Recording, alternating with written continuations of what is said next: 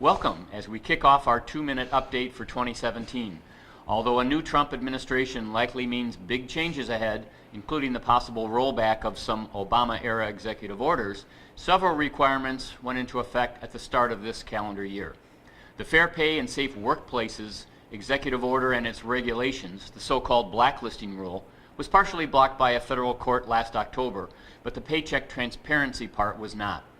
Federal contractors who enter into contracts or subcontracts valued at least $500,000 after January 1 must provide employees who perform services under those contracts with wage statements containing at least the following: total hours worked in the pay period, total overtime, rate of pay, gross pay for the pay period, a list of deductions, and for exempt employees, a notice that they're not eligible for overtime.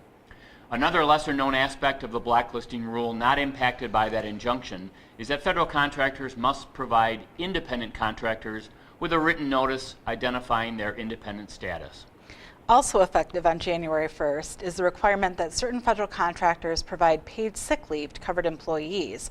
Remember that this paid sick leave rule only applies to federal contractors with certain types of contracts entered into on or after January 1.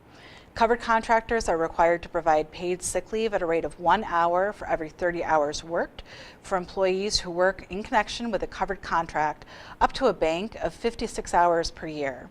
Covered contractors must also allow employees to carry over at least 56 hours of accrued but unused sick leave into the following year. Now, there's a lot of fine print with this executive order, so review our earlier 2-minute update for details about this one. With the inauguration rapidly approaching, stay tuned for additional changes that may radically impact executive orders and federal contractor obligations.